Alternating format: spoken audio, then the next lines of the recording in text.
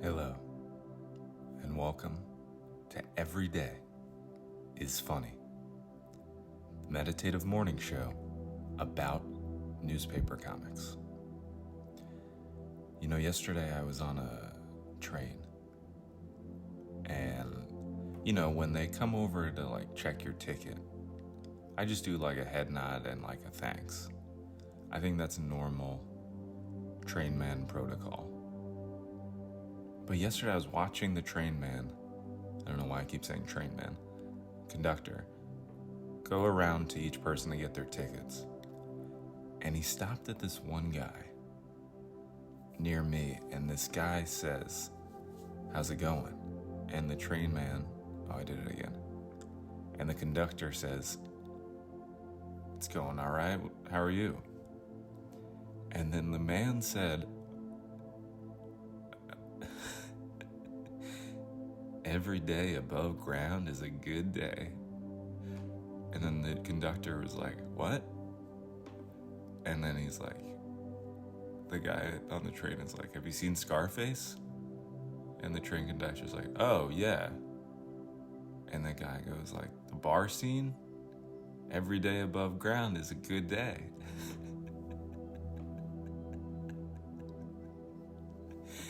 And the train conductor's like, "Oh, yeah, okay."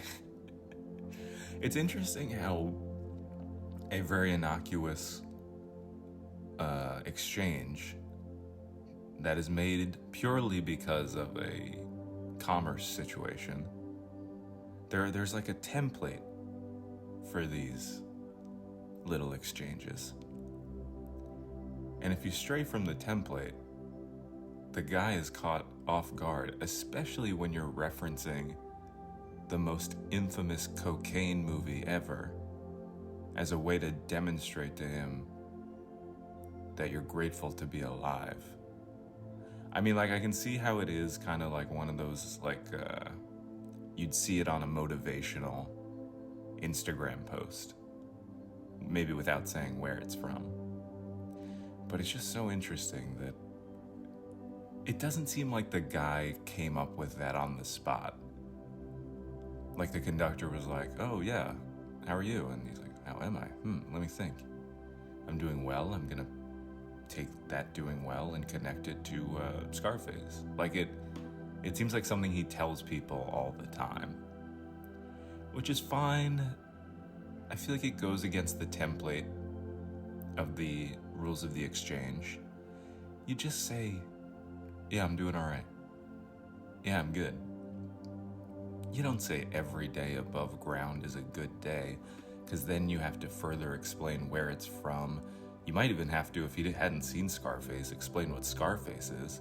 And if you get to the point where you then have to explain what Scarface is, I think it's going to take away from the overall vibe you were trying to convey when you said the sentence in the first place. You know? Because yeah, the quote's very chill and nice, although it does kind of reference the grave and being 6 feet under. But I understand the sentiment. He just seemed too excited. I don't like when people... I'm going to take meditative aim at this kind of guy. I don't like when people get so excited to have these exchanges. Like the conductor doesn't want to get a Scarface reference. He just wants to get everybody's tickets in and know that there are nice people that he's helping. He just wants you to be nice and move on. He does not want a reference to a gangster movie. I will say though, first two words in that quote, "every day," maybe that should be the official slogan of Every Day is Funny. Every day above ground is a good day. Yeah, the above ground part, just telling that to a train conductor, it's like, all right, buddy, just relax. All right, let's get to the comics. I get angrier about it the more I think about it. Like, what are you doing? Mentioning a quote like that. You know what we haven't checked out in a while? Gearhead Gertie. The old woman who loves NASCAR, and that's the entire joke every time. Let's do that. Gertie's watching NASCAR. Hell yeah. She's also with an old man. Is that her husband? Have we seen him before? Gertie says, "Come on, bump and run, mash the gas, put him into the wall." Her old male friend says, "I think you need a pit stop." That's funny. Wait, there's a lot of great stuff about this. Gertie's getting so excited that the TV is like going out of control, as if this is the first time she's ever seen a NASCAR race. She's like losing her mind. So that's very funny. The fact that we've never seen this old man is very interesting too. Maybe it's just like an old male friend, but it could be something more. But what I find incredible is he's holding a like scroll of paper. And I don't know, like, it looks like he's reading the Declaration of Independence. Why would they not have just given him a book to read instead of just massive parchment? I have no idea. I don't think we'll ever find out what's on that scroll. It can't be NASCAR related, so what is it? He's not a fan of the NASCAR. He's not watching it like that. Not like Gertie. You know what? He's so friggin' old. Maybe he's reviewing his last will and testament. Do those come on scrolls?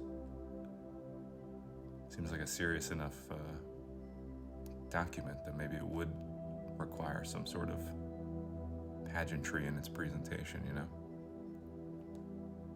I wonder what he's leaving to Gertie.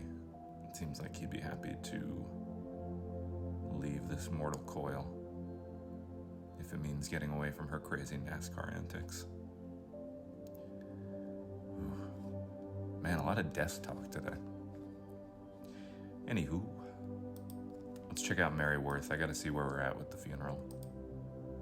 Wilbur had let his pet goldfish Stellan out to sea, but did tell Mary that he and Stellan would see each other again someday, leading to various confusing questions about the afterlife and the fact that he wants to meet up with his fish after he dies.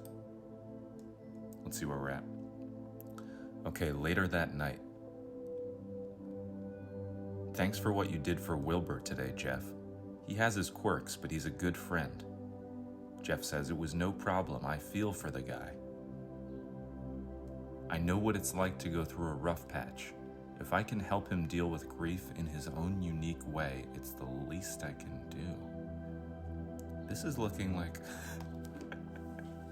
What's going on here? I thought we were focused on Wilbur and his grief, and now we're cutting to Mary and this random guy, Jeff, who took them out on the boat, which was very nice of him, and he dressed up in his Sunday best, we all remember, to help the burial. But now they're in some restaurant called the Bum Boat. Just Mary and Jeff. And it's looking a little steamy, if I do say so myself. It looks like maybe they're gonna kindle some sort of thing in the wake of the funeral. Nothing gets them hotter than a dead goldfish. Very interesting. What is Mary holding? Some strange container. Man, I don't know what's going on anymore. I thought we were going to keep following Wilbur, and now we're going to see this blossoming romance? Unless they're just good friends, but they are at a place called the Bum Boat, which already sounds a little sexual. And Mary's got this like, "Oh man, you really helped me out today. What can I do to help you?" kind of vibe. And Jeff's a handsome man, and he's got a streak of gray. He owns a boat. Get it, Mary. There should be a Mary Worth movie. It's kind of like Boyhood. It goes on for like 14 years. And nothing happens. All right, Rex Morgan. Yesterday, Corey was being driven to see Parker in the hospital by his dad. And Corey was listing all the ways and the reasons why a bully would go after Parker. Short, non-binary, chubby, red hair. He's probably saying that list all the way to the hospital. All right, let's see where we're at. Glenwood General Hospital, headline. We see Parker's aunt stand up and greet Corey. With a very expressionless face. She says, "Oh, Corey, so good of you to come." Corey says, "Dad, this is Parker's Aunt Judy." Corey's dad says, "Glad to meet you, but sorry for the circumstances. How's Parker?" Judy says, "Awake, but a little disoriented. They're running tests now. A Dr. Morgan is treating them." Oh my God. I want to give a shout out to a friend named Rich because he called this. He said that, don't you think that this is all leading up to Parker going to the hospital and Rex Morgan coming in? And that's how they connect them, and that's how Rex comes back into the picture, back into the plot line. This is incredible. This is like a post-Marvel scene where Aunt Judy is the Samuel L. Jackson role, and she's like recruiting a team, and we're seeing all the all-stars come together. This has made 66 episodes worth it. This is the moment. We are seeing the formation of the Rex Morgan universe. We're gonna see Rex interact with Parker. Did we ever think that was possible? This is like the greatest comic strip ever. Forget the fact that Aunt Judy looks like Lucille Ball, that's cool too. But I mean, I'm like getting emotional, I swear to God. I didn't expect like this pivot. And the way she says it, like, oh, maybe you've heard of him, a Dr. Morgan is treating them. Like just slipping it in there so the audience at home will like stand up and cheer.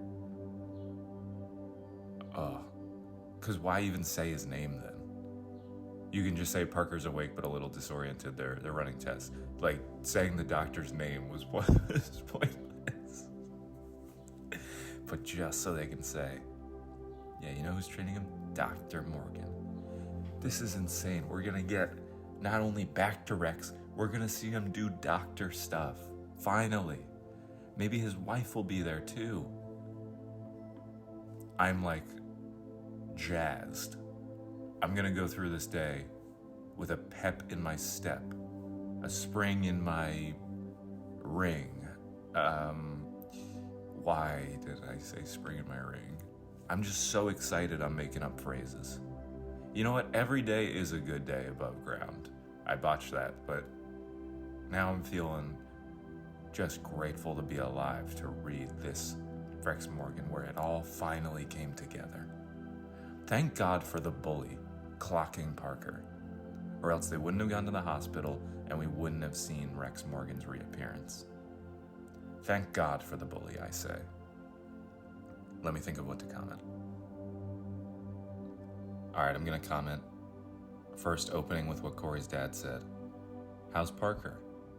And then Parker's aunt says, short, non-binary, chubby red hair. Oh, health-wise? Yeah, they're fine.